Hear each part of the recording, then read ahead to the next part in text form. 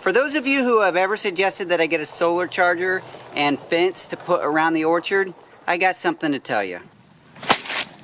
I'm doing it. These little step-in fence posts were $1.69 on sale today. So I decided it was a good time to go ahead and purchase a bunch of them and run some wire. Now my goal is to start behind me here and make a rectangle all the way around the orchard. At this point, my goal is to keep Maggie the horse out. The components that I bought today are the step-in fence post, a charger, and a spool of wire. That charger has to charge for 3 days in the sun before it can be used. So we won't be turning this on tonight, but we're going to get it set up. Brody's going to be on fence post duty. Luke's going to drive the golf cart, so Brody doesn't have to carry all those posts all the way around the orchard. Ready to go, bud? Stay ahead of bro. Just keep going forward.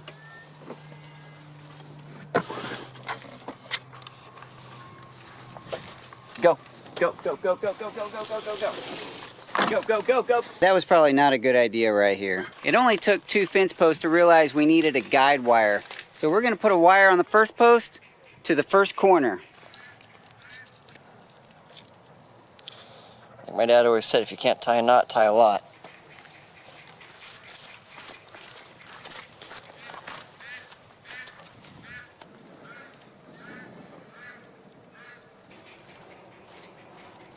Now we'll know about where to put these fence posts so they stay in a relative straight line. Approximately every 3.5 paces is 10 feet. So he's just pacing them off. We're not using any measuring devices. Once it's paced off, he's simply clicking the rope into the top rung and stepping that into the ground. It's not exactly straight, but I say it's good enough.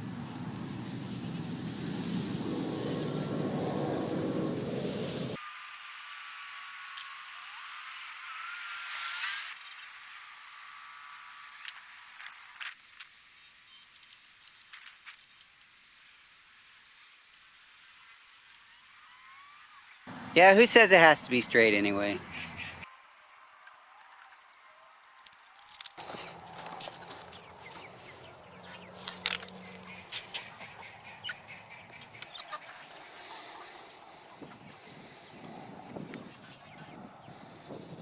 Now that we've reached the end, we're going to come down to the next run and put a second run of wire in that second rung.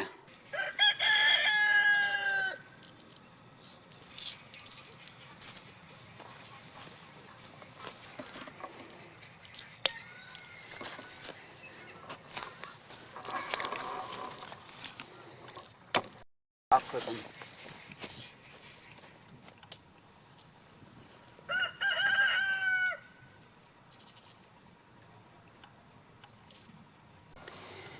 These corner posts are under quite some stress, so they're bending. My son discovered down on that end that if you put it in at an angle against the stress, it straightens up.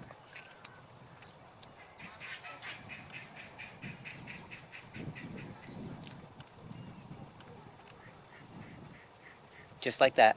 I've actually wanted to do a fence like this for quite some time, but it does take saving your pennies. Because as much as people like to believe that this is a very inexpensive option, it still cost me $276 for all the poles, the wire, and the charger. Now I did buy a few more poles than I needed because they were $1.69 each, and I have a few more places that I'd like to try this fencing. I decided to go ahead and get this type of fencing because we did save some money and I had the funds available, and my neighbor across the street uses this type of fence for all of his horses and it works just fine. All of this white fencing right here, that's the same type of fence that I just installed, except he's using a tape instead of a wire. I actually talked to him and got some advice before I made this purchase. He told me that the horse would respect the wire just fine. The tape is thicker and more visible, but it's also more expensive per linear foot.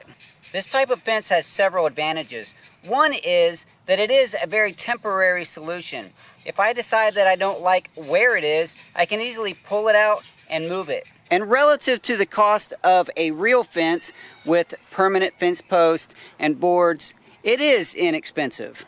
Now, of course, with these strands of wire being up on the top of the post, this fence is going to do nothing to keep chickens and ducks out of the orchard, but that's okay. My main goal right now is to keep Maggie out of the orchard because she's really tearing up my fruit trees.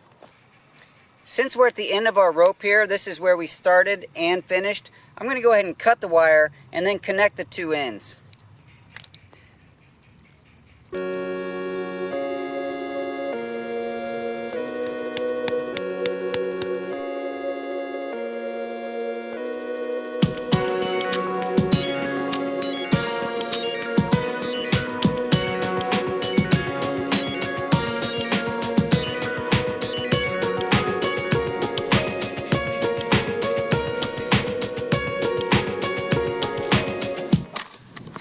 After 3 days of observing the horse around this fence, we decided not to use any electricity at all.